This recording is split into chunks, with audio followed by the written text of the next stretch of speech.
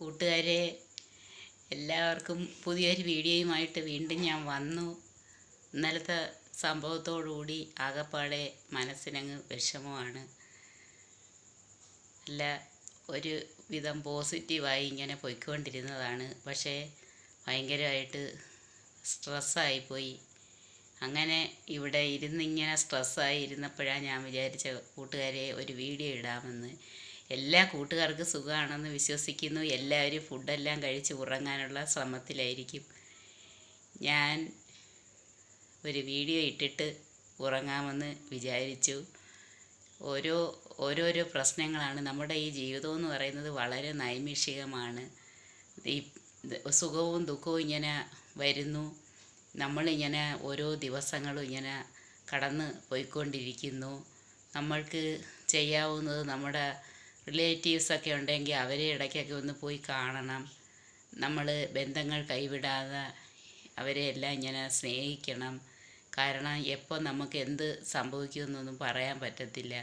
അപ്പോൾ ഉള്ള സമയത്തിനുള്ളിൽ നമുക്ക് നമ്മുടെ ആളുകളെ എല്ലാം സ്നേഹിക്കുകയും നമുക്ക് ചെയ്യാവുന്ന സഹായങ്ങളൊക്കെ ചെയ്യുകയൊക്കെ ചെയ്യുകയാണെങ്കിൽ നമുക്ക് മനസ്സമാധാനത്തോടു കൂടി അങ്ങ് മരിക്കാം. ഇനി കുറച്ച് നാളുകൾ കൂടി ഓരോ സെക്കൻഡും നമ്മുടെ ആയുസ് ഇങ്ങനെ അടുത്തുകൊണ്ടിരിക്കുകയാണെന്ന് വേണമെങ്കിൽ പറയാം. കാരണം ഓരോരോ അനുഭവങ്ങളിൽ നിന്ന് നമ്മൾ ഓരോ പാഠങ്ങൾ ഇങ്ങനെ പഠിച്ചുകൊണ്ടിരിക്കുകയാണ്. ഓരോന്നും കൺമുന്നിൽ കാണുമ്പോൾ നമ്മൾ അതിൽ നിന്ന് പാഠങ്ങൾ ഉൾക്കൊള്ളണം കൂട്ടുകാരെ. എന്നാലേ പറ്റത്തുള്ളൂ.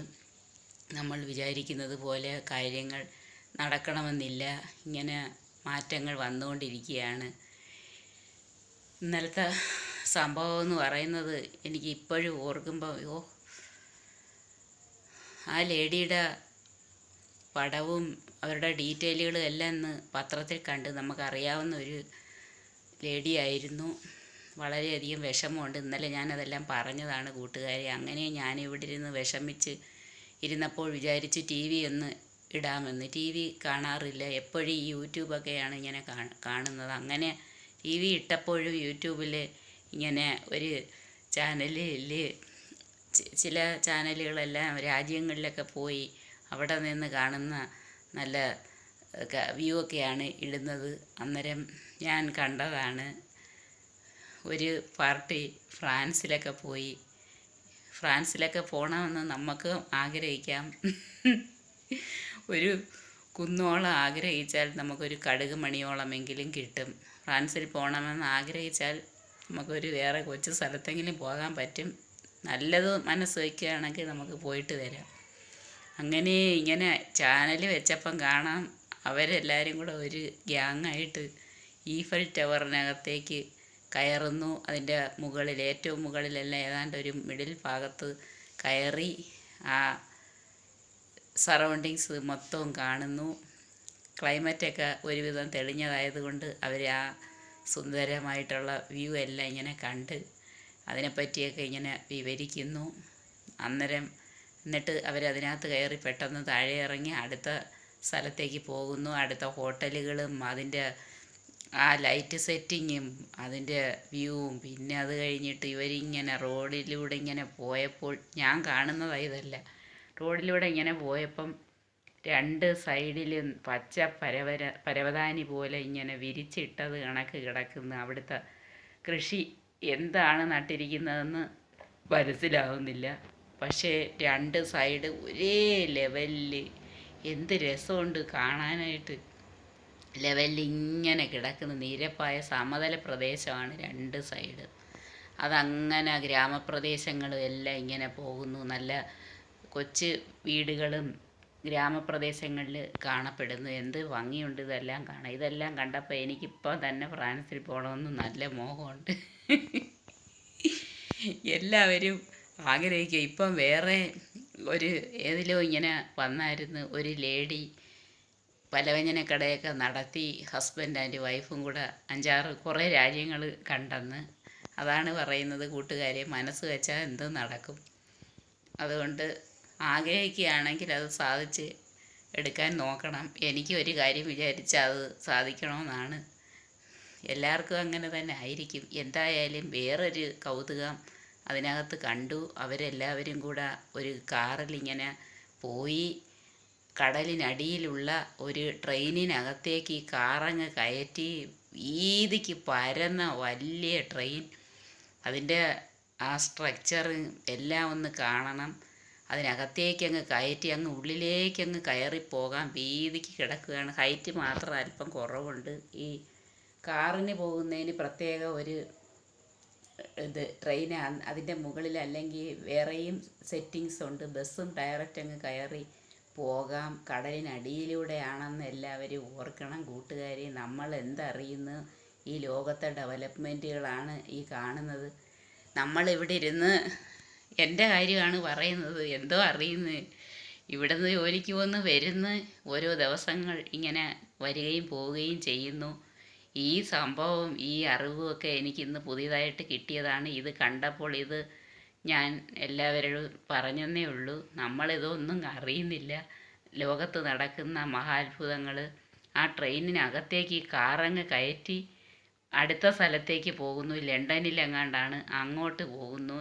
ഒന്നും പറയണ്ട. ഇതൊക്കെ കണ്ട് അങ്ങ് അവിടെ ചെന്ന് അവിടെ ഇറങ്ങി പിന്നെയുള്ള സ്ഥലങ്ങളും അതിൻ്റെ ഭയങ്കര വ്യൂ ആണ്. ഒരു പെട്രോൾ പമ്പിലൊക്കെ കയറി അത് അടിക്കുന്നു. അപ്പോഴൊക്കെ ഓരോ പ്രശ്നങ്ങളുണ്ട്. അവിടെയൊക്കെ ഓരോ രീതിയിൽ ഇതൊക്കെ നമ്മളിവിടെ ചെന്ന് ക്യാഷ് കൊടുത്ത് ഡീസലൊക്കെ അടിക്കുന്ന കണക്കൊന്നും അവിടെ പറ്റത്തില്ല. സിസ്റ്റം വേറെയാണ്. യൂറോ ഒന്നും നേരിട്ട് കൊടുത്ത് പറ്റത്തില്ല. കാർഡ് വഴി എന്തൊക്കെ വകുപ്പുകളാണ്, നമുക്കതൊന്നും അറിഞ്ഞൂടാ. അത് വേറൊരു സംഭവം. പിന്നെ അതിൻ്റെ ഓരോ റെസ്റ്റോറൻറ്റുകൾ